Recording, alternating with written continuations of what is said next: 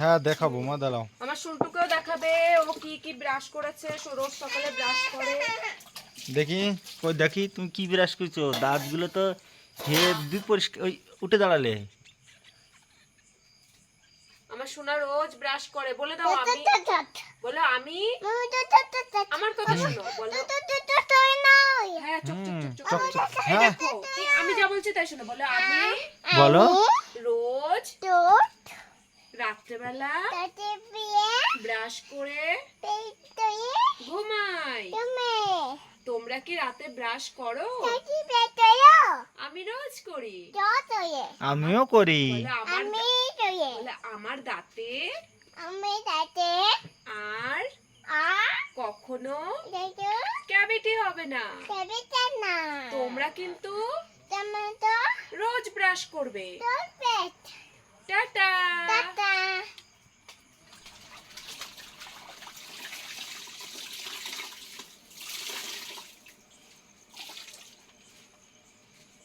Comfort দিয়েছো তে? হ্যাঁ কম্পোট দিয়ে তো দিলাম। কাজবাজ সব শেষ। এইটা আমি খুলতে পারছি না, এটা তুমি দিবা। কে আটকাইছে আজকে? আরে আমি তো আটকালাম, তো খুলতে পারছি না। তো ওগুলো রাখো, ওইগুলো ঘরের ভিতর নিয়ে দেবো। ধরো তুমি ফোনটা, আমি আমাকে একটুখানি হেল্প করে দাও, এই এতগুলো বাসন আমি উঁচু করে নিয়ে যেতে পারবো না। এটা নিয়ে যাও, আর আমি সোনাকে ঘুম পড়ে আর এই জামা কাপড়গুলো মেলে দিবা, ঠিক আছে? যাও, চলো মামা যাও, ওই পাশ থেকে বেরিয়ে ঢোকো ঘরে। সব কাজ প্রায় কমপ্লিট। হ্যাঁ ঠিক আছে, নাও চলো। বলো। আমার সত্যিই ভালো লাগে না, তুমি কি আমার কথা শুনবা কি শুনবা না তাই বলো। হ্যাঁ বলো। না তুমি কি ডাক্তার দেখাবা? হ্যাঁ না তুমি, না সত্যি বলছি যে বিশাল আমার কিন্তু খারাপ লাগছে। শোনো বন্ধুরা, সকালবেলার থেকে পেটে ব্যথা করছে, গেল দুপুরবেলা ভাত খেয়েছে, তারপরেও পেটে ব্যথা, পেটে ব্যথার ওষুধ খেয়েছে, তাও কমেনি। তারপর দুপুরবেলা বাজারে গেল, বাড়ি এসে বলছে কি শরীরটা ভীষণ খারাপ, আমি বাজারে গিয়েও ভালো ওষুধ কিনে খেলাম। তাহলে তুমি যখন ভালো ওষুধ কিনে খেলে, সারাটা দিন যখন পেটে ব্যথা, তাহলে তুমি নীলাঙ্গা বাজারে গেলে। আমাদের এখানে নার্সিংহোমের অভাব নেই, এত ভালো ভালো ডাক্তার, মানে এইটুকু নীলাঙ্গা বাজারে মনে হয় 10টা নার্সিংহোম আছে না এরকম। তো সে দেখাতে পারলো না, বাড়ি এসে পুরো সন্ধ্যা শুয়ে আছে। এই যে ভাত খেলো, এখন বলছে কি এখন ভালো আছে। নর্মাল পেটে ব্যথা কিন্তু অল্প সময় থাকে, তাহলে ওর কি পেটে ব্যথা সেটা মানে প্রচন্ড রাগ হচ্ছে। আমি বলছি কি তুমি তাহলে কালকে ডাক্তার কাছে যাবা, যাবে না? তুমি বলো ক্যামেরার সামনে তুমি যাবা? হ্যাঁ তোমার দেখি আগের বার কালকে। ইসিজি চেক করেছিলে, কালকে যাই দেখবো। অনেকদিন কিন্তু করো না, করবা তো বলো? হ্যাঁ দেখি কালকে দেখবো, তো কালকে আসুক তো, এখন টাইম। কালকে আসুক তো। না আমার প্রচন্ড মাথা গরম হয়ে যায়।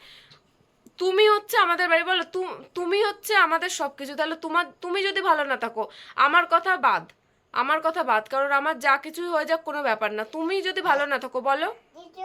কানের ভিতরে না যাচ্ছে। বলো।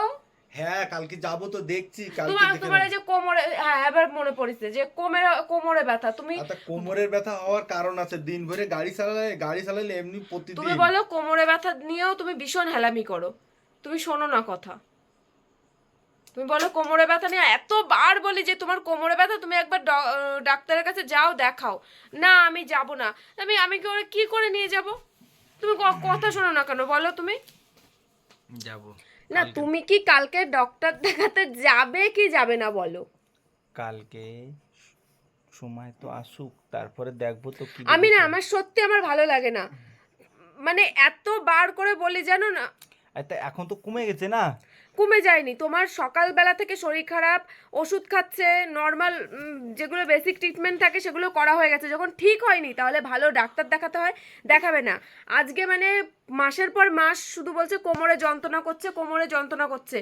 আমি শুধু বলি কি তুমি ডক্টর দেখাও, একটা এক্সরে করো, দেখো হাড়ের কি অবস্থা, মানে কোমরের শুতে গেলে যন্ত্রণা হয় না ঠিক করে, মানে ঘুমাতে পারে না, তাহলে সেই মানুষ কি করে বলে কি না আমি ডাক্তার দেখাবো না? আরে ইসের কারণ আছে, দিন ভরে গাড়ি তুমি চালালে চুপ কত করো, কত তুমি টাকা চুপ বলো তো করো, তুমি। আমার মাথা গরম করো না।